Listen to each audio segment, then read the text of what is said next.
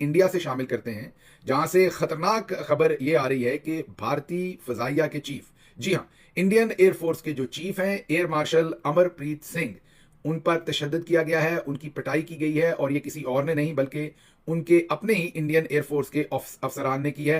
ये सारा माजरा क्या है, ये आपके सामने खबर ब्रेक कर रहा है सुनो टीवी पाकिस्तान।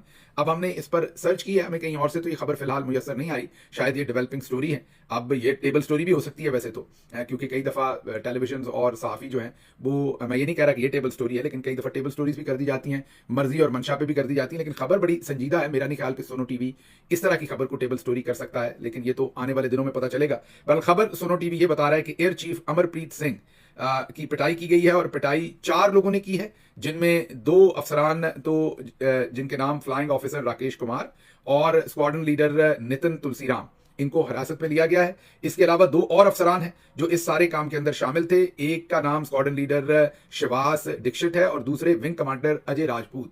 ये 4 अफसरान हैं उनके, और ये लड़ाई सारी उस वक्त हुई जब ऑपरेशन संदूर पर बहस के दौरान हिंदू अफसरान जो थे उन्होंने इन पर किसी तस्सब का इल्जाम लगाया, कहा कि आप तस्सब की बेस के ऊपर, ये चारों जो है ये हिंदू अफसरान थे और उन्होंने, टेलीविजन कह रहा है कि इन पर तस्सब का इल्जाम लगाया और वहां से ये तू मैं शुरू हुई और उस पर उनकी पिटाई हुई। अब ये जो फॉर्मेशन है, जितना मैं फोर्सेस को समझता हूं, इस खबर का जितना दबाव है इस वक्त हो भी सकती है, लेकिन जो ये तरीका बता रहे हैं वो समझ नहीं आता, क्योंकि ये लोअर रैंक के जो अफसरान को ये बता रहे हैं डायरेक्टली एयर चीफ जो है वो इन्हीं के साथ क्यों डिस्कस करेंगे, वहां पर कोई भी एयर वाइस मार्शल्स या दूसरे एयर कमोडोर्स वो क्यों मौजूद नहीं थे। मेरा नहीं ख्याल, मुझे इस खबर का थोड़ी सी टेबल स्टोरी लग रही है, लेकिन अगर टेबल स्टोरी है तो फिर थोड़ी सी काफी अफसोसनाक है, क्योंकि विंग कमांडर हो या जो दूसरे अफसरान की बात कर रहे हैं, वो लग नहीं रहा कि एयर चीफ जो है वो स्क्वाड्रन लीडर या उनके साथ सिर्फ किसी बगैर किसी वॉइस एयर वॉइस मार्शल्स या दूसरे सीनियर अफसरान के बगैर किसी डिस्कशन में होंगे। लेकिन बहरहाल एक जिम्मेदार टेलीविजन ये रिपोर्ट कर रहा है खबर, तो आपके सामने रख रहे हैं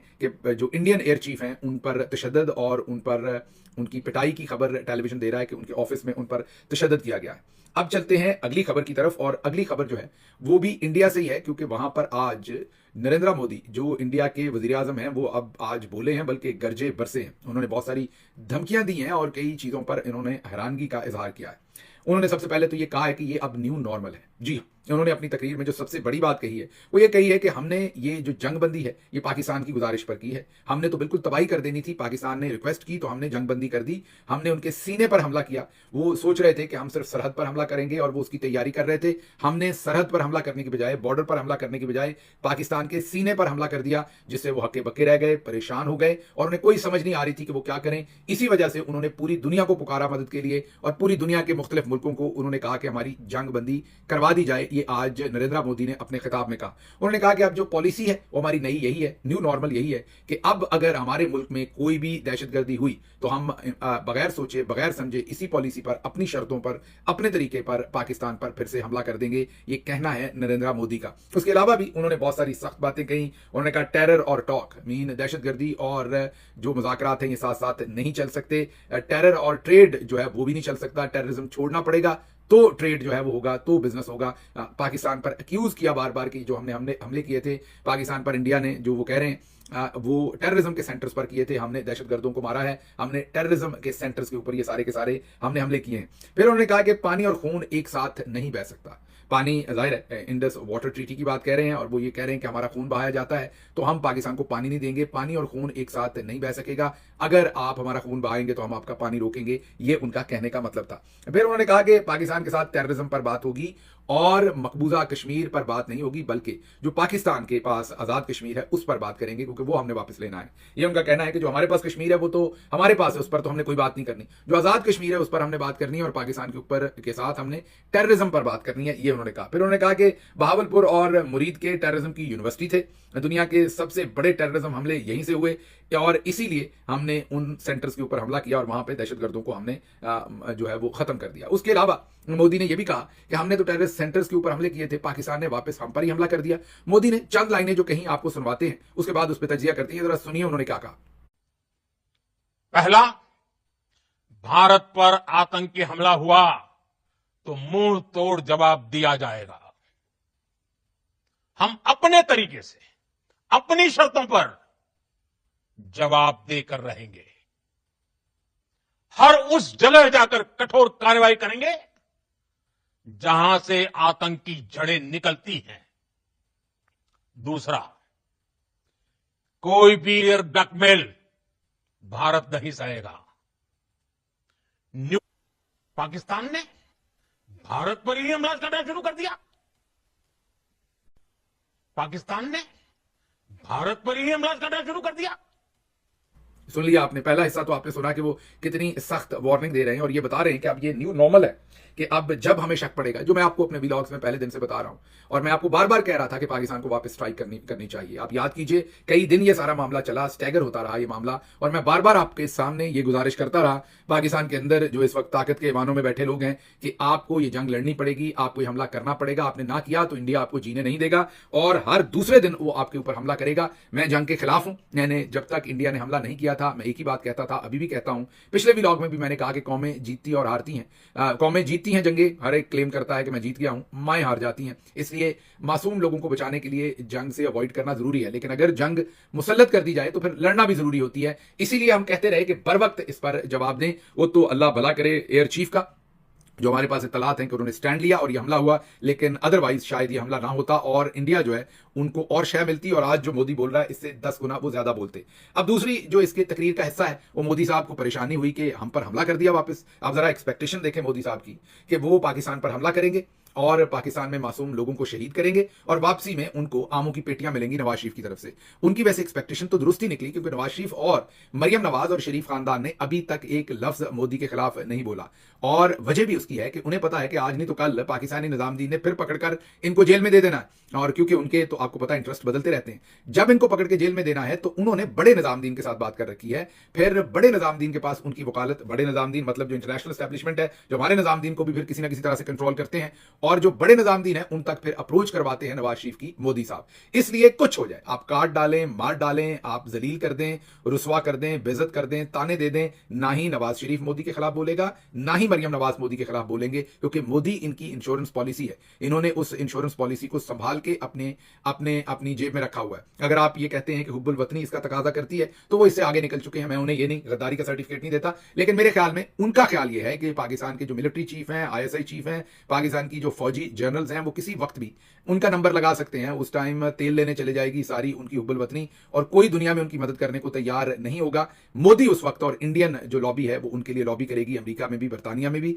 इसलिए किसी सूरत पाकिस्तानी जनरल्स के लिए हमने उनसे नहीं बिगाड़नी, ये उनकी सोच है। गलत है या सही है ये मैं आप पे छोड़ता हूं, ये आपका टॉपिक है कि आप इसे डिसाइड करें। मैं आपके सामने ये चीज रख रहा हूं। अच्छा जी, अब मोदी ने तो ये बड़ी सख्त तकरीर कर दी। अब अगर आज इमरान खान कैद में ना होते तो इस तकरीर का जवाब देते। आज अगर इमरान खान आजाद होते तो मोदी का जवाब बेहतर तरीके से वही दे सकते और पूरी दुनिया के अंदर इमरान खान की तकरीर जो है वो फैलती, बात होती उसके ऊपर, पूरी दुनिया रेजोनेट करती उनके आइडियाज के साथ और पूरी दुनिया के सामने वो रखते कि मोदी कैसे आरएसएस और हिंदुत्व का जो एक्सट्रीमिस्ट आइडियोलॉजी है उसके ऊपर वो पैरोकार हैं और कारफरमा है उसके ऊपर, और कैसे पाकिस्तान को दोबारा हमले की धमकियां दे रहे हैं।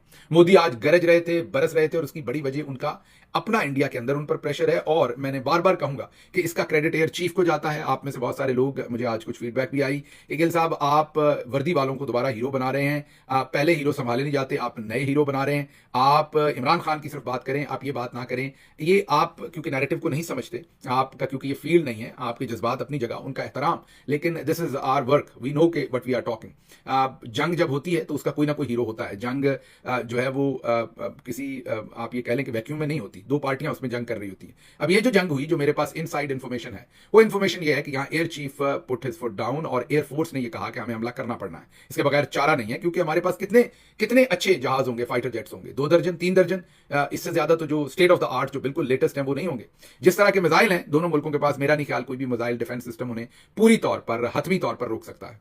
तो अगर हमारे उन खड़े हुए जहाजों को हमला कर दिया जाता या जहां पर वो खड़े वहां रनवे तबाह कर दिए जाते, तो मुझे बताइए कि अगर एक जहाज जो नकारा है, जो जमीन पे है, उसका तो फिर कोई फायदा नहीं है। जहाज तो आसमान में, मिसाइल उसके साथ लगे हों, फ्यूल टैंक उसका फुल हो, तगड़ा पायलट उसके अंदर बैठा हो, तो फिर वो जहाज जो है वो वाकई एक जानलेवा चीज है। लेकिन अगर उस जहाज को जमीन पर ही नकारा कर दिया जाए, उसकी रनवे को तबाह कर दिया जाए, उसमें कोई डिफेक्ट डाल दिया जाए, तो फिर वो जहाज किसी काम का नहीं।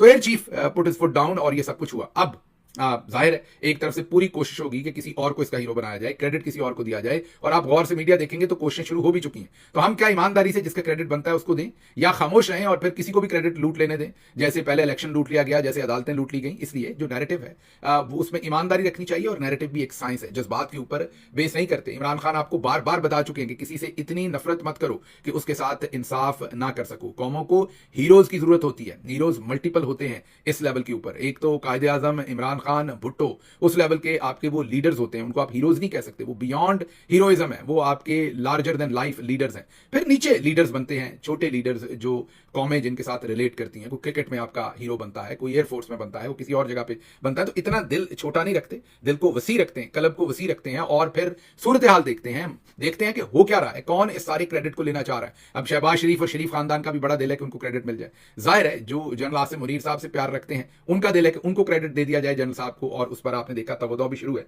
और फिर ईमानदारी का तकाजा ये कि जिसने जो काम किया है और वो एयरफोर्स ने किया है, तो उसको क्रेडिट मेरे ख्याल में देना चाहिए, सबसे बढ़ के उनका काम है। बहरहाल ये तो हो गई सूरत हाल कि अगर आज इमरान खान बाहर होते तो दबंग तरीके से बोलते। अभी भी जनरल आसिम मुनीर के पास वक्त है कि वो पाकिस्तान का सोचें, वो पाकिस्तान के बेनिफिट का सोचें और उन्हें रिहा करें। अगर वो सिर्फ जाती अना के अंदर इतना दूर निकल गए हैं कि पाकिस्तान को अब शहबाज शरीफ जैसे जोकर दिए हैं, और अब ये हवा भरेंगे शहबाज शरीफ के अंदर कि जी आप इस पर बयान दें जरूर। अब वो बेचारे क्या बयान दें, गंजी नहाई क्या, नचोड़े क्या, क्या बयान, कितनी हवा भर देंगे उस बेचारे में। वो और बुरे लगते हैं जब वो नेचुरल अगर बयान देता हुआ फिर भी कुछ ना कुछ शहबाज शरीफ साहब गुजारा शुजारा माड़ा चंगा चले लोकल लेवल पे कर लेते हैं। जब आप हवा भरते हैं तो उस बेचारे के आसान खता हो जाते हैं, उसको पता ही नहीं होता मैं अब क्या बात करूं। वो भौंतरा होता है पहले ही, ऊपर से आप उसे और हवा सर आप कर सकते हैं, आप करें, तगड़ी तकरीर करनी है आपने, उसकी तो बेचारे की फिर पी बोल जाती है। आप देखिए अभी जो उन्होंने खिताब किया था ये सारे इस जो फायरबंदी के बाद, आप गौर, he didn't know what he is talking, और आंखें कहीं और थी, आवाज कहीं और थे, अल्फाज कहीं और थे, बॉडी लैंग्वेज कहीं और थी, तो बेचारा बिखर जाता है। ऐसे ही है कि माड़े टायर के अंदर ज्यादा हवा भर दें तो जो उसका हाल होता है वही शहबाज शरीफ साहब का हाल हो जाता है। अब अगली खबर की तरफ चलते हैं। अगली खबर सदर ट्रंप का बयान है। उनका बयान सामने आ गया है, और सदर ट्रंप ने वही कहा है जो वो हमेशा कहते हैं, और उन्होंने ये कहा कि मैंने ट्रेड के साथ, जी हां, मैंने बंदे के पुत्र बनाया इंडिया और पाकिस्तान को, उनका कहना है ट्रेड के साथ। मैंने उन्हें कहा कि अगर तुम लोगों ने जंग की तो मैं तुम लोगों के साथ कोई कारोबार नहीं करूंगा, तो अगर चाहते हो कि मैं ट्रेड करूं, तजारत करूं, कारोबार करूं तुम लोगों के साथ, तो फिर जंग रोकनी होगी। उन्होंने कहा कि फिर उन लोगों को मेरी बात समझ आ गई और उन्होंने जंग रोक दी। उन्होंने कहा और भी बहुत सारी बातें जिसकी वजह से उन्होंने जंग रोकी, समझदारी की उन्होंने, लेकिन ट्रेड इसके अंदर अहम है। और उन्होंने कहा कि मुझे इस पर बड़ा फख्र है कि मैंने मिलियंस ऑफ लोग जिन्होंने मारे जाना था, न्यूक्लियर स्टेट्स थी, मैंने उसमें जंग रोकी। क्या कह रहे हैं सदर ट्रंप, ये जरा सुनिए। Let me say a few words about the historic events that took place over the last few days. On Saturday, my administration helped broker a full and immediate ceasefire, I think a permanent one, between India and Pakistan, ending a dangerous conflict of two nations with lots of nuclear weapons. And they were going at it hot and heavy, and it was seemingly not going to stop. And I'm very proud to let you know that the leadership of India and Pakistan was unwavering, powerful, but unwavering in both cases, having these, they really were, from the standpoint of having the strength and the wisdom and fortitude to fully know and to understand the gravity of the situation. And we helped a lot. And we helped also with trade. I said, come on, we're going to do a lot of trade with you guys. Let's stop it. Let's stop it. If you stop it, we're doing trade. If you don't stop it, we're not going to do any trade. People have never really used trade the way I used it. That I can tell you. And all of a sudden they said, I think we're going to stop. And they have. And सुन लिया आपने, बात तो उन्होंने खरी और सीधी की, और इसमें कोई शक नहीं कि मिलियंस ऑफ लोग इसके अंदर शहीद और मारे जा सकते थे। ये उन्होंने बहुत उम्दा काम किया, सताइश करनी चाहिए, जो सही बात है उस पर सताइश करनी चाहिए। और ये बात भी दुरुस्त है कि मोदी ने बाज नहीं आना था, जो उसके सर पर जंग चढ़ी हुई थी वो नीचे नहीं जानी थी जब तक कि उसको सदर ट्रंप जो है वो तजारत की धमकी ना देते, क्योंकि मोदी जो है वो तजारत के लिए मरे जा रहा है। आजकल उनके जो डील भी होने को है, भारत ट्रंप ने सारी चीज खोल के रख दी है, कोई लगी लिपटी नहीं रखी, और मेरा ख्याल है यही हकीकत थी। अच्छा जी, अगली खबर आपके सामने ये रखनी है कि हमारे ऊपर बहुत ही सख्त हमला है और हर तरफ से हमला है। एक तो हमारे यूट्यूब चैनल को 2 हफ्ते पहले जब सबके बंद हुए उसी दिन हमारा भी बंद हो गया था इंडिया के अंदर, हमारा यूट्यूब चैनल इंडिया के अंदर बंद कर दिया गया था।